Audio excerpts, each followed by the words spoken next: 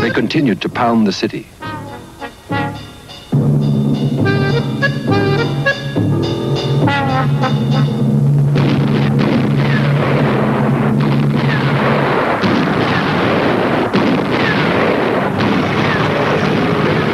In Leningrad, 60,000 men and women volunteered to support the regular civil defense units. The city's anti-aircraft fire was effective, and warnings came in good time. So the casualties from bombing and shelling were kept comparatively low.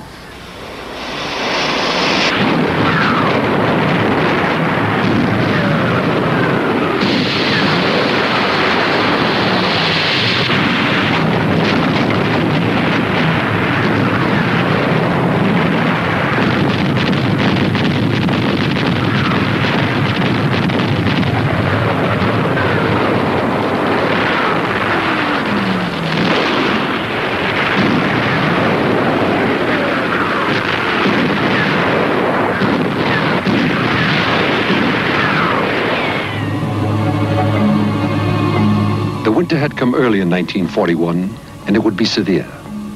It added to Leningrad's trials.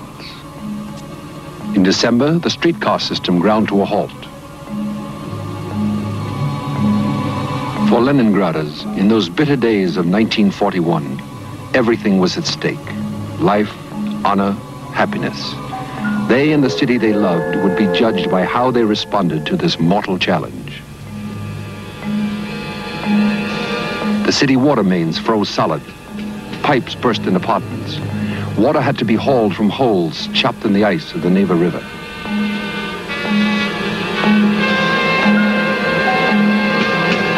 All traffic stopped. In the bitter cold of their apartments, the Leningraders began to burn, little by little, their furniture and their books.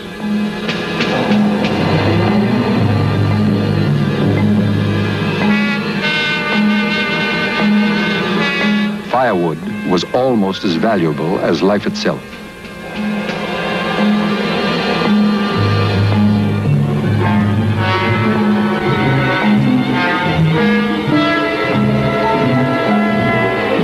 And then the famine came.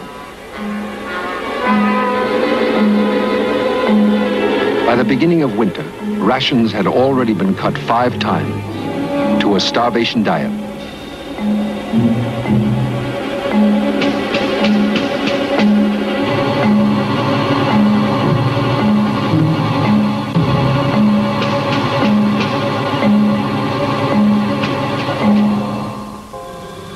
Blockaded, Leningrad had hardly enough food to sustain life. Bread was made from wood cellulose and the dust from flour mills, mixed with cottonseed cake, as bitter as quinine. The ration was 2 slices a day, 4½ ounces.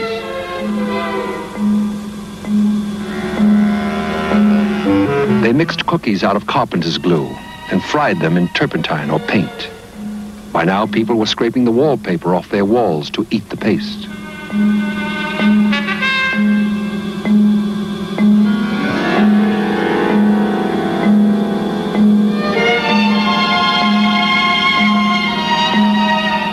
The soldiers volunteered to cut down their own rations to help the civilians, but this was impossible. Soldiers needed strength to fight. To lose a ration card meant almost certain death.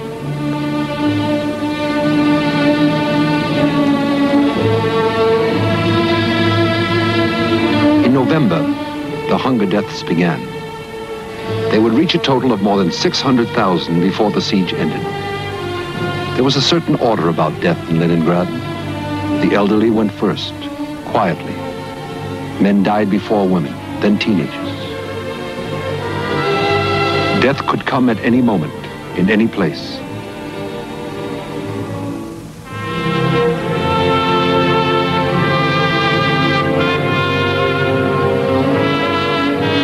Even to infants, gone before they had a chance to live.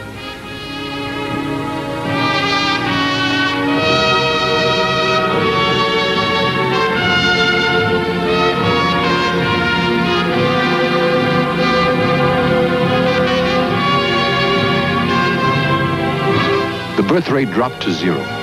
People began falling on the streets, dying where they lay. For the living, the corpses were evidence of their own fragile hold on life. Even some who tried to drag their own dead to the cemeteries themselves died on the way.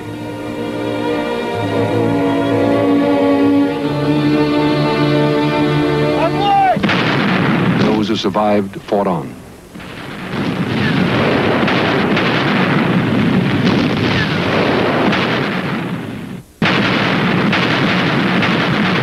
Nazi pressure was unrelenting. The temperature was dropping. It reached 5 below on the 14th of November.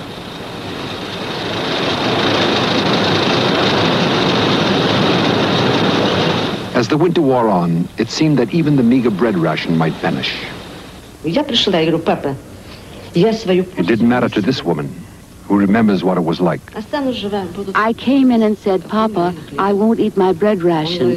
If I stay alive, I want to show posterity what kind of bread we had to eat in the siege. My father said, you'll die. I said that if I eat it, I still may die. And perhaps even if I don't eat it, I may still stay alive. Oh, it was so terrible.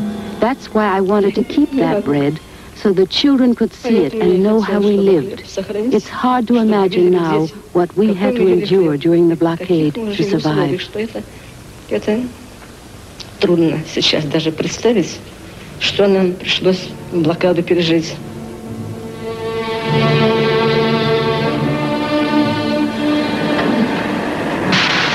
In spite of the hardships, most of the plants in Leningrad continued to turn out munitions.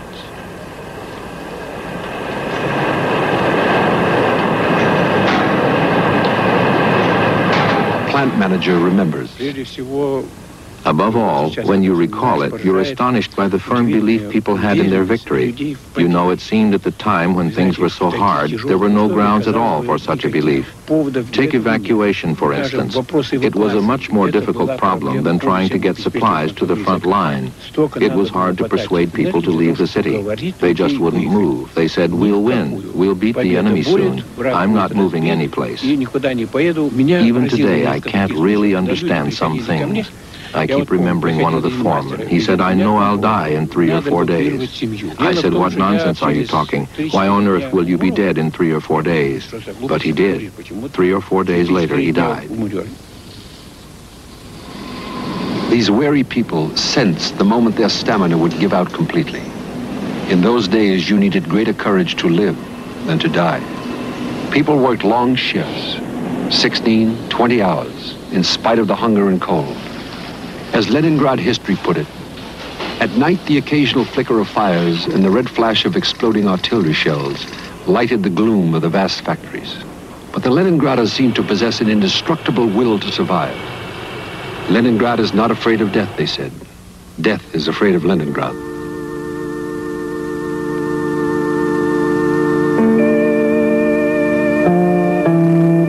It was more than stubbornness, more than determination.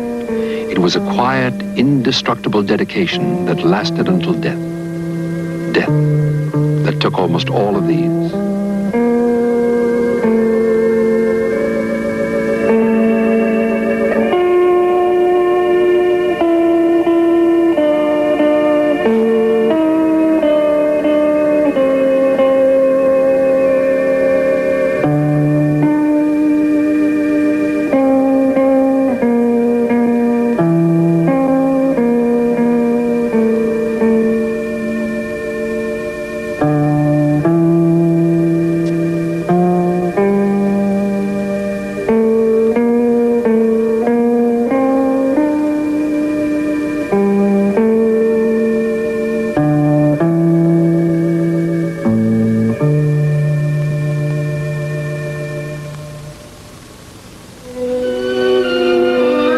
The city was dying, but the Leningraders didn't understand that. They had little food, little light, little heat, but they carried on their intellectual life.